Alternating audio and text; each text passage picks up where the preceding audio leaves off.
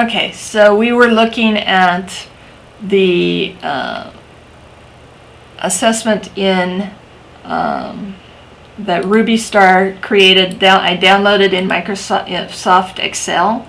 I was going to say over here on the column, when there's, I can put my cursor on this line between the two columns, and I can drag it higher or lower so that I can read everything in that box.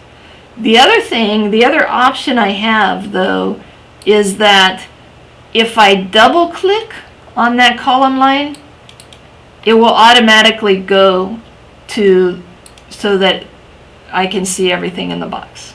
Okay, that's what I wanted to add. Ruby Star is not the only website that's involved in rubrics. Kathy Schrock's website has a lot of rubrics. The thing is, you would have to copy this and paste it into Microsoft Word or something. But what she does do is she gives you a lot of different options. So, for example, this is a student web page, okay, that includes multimedia. So it depends. Which level are they? Apprentice, basic, they're learned, or they're exemplary level, the highest level?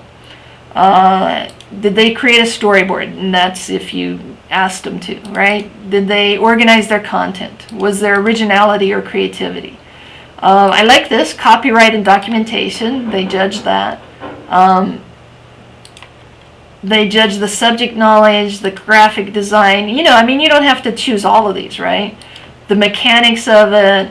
The use of enhancements, I like this. So at the basic level, there was no video or audio. At the exemplary level, there was appropriate amounts of video and audio. And then teamwork, you know, how did they contribute to the teamwork?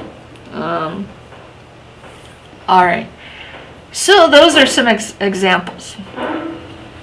Let's talk about another form or other forms of assessment. Okay, so more holistic types of assessments, even than rubrics, would be, for example, you can assess their understanding of what they read or hear by having them orally tell you, or instead of directly telling you, maybe they record it orally, what the story was about.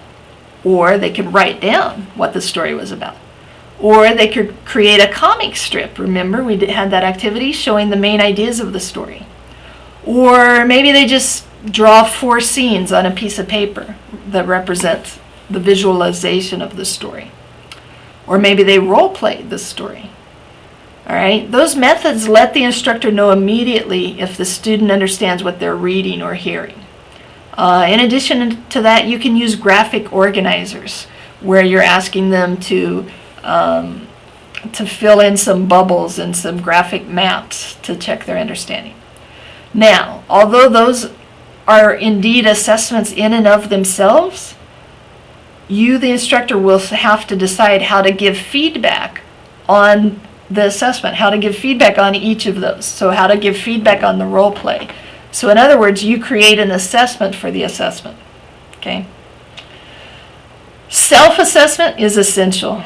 Students need to know how to do self-assessment. I don't think I have time to get through this. Hold on.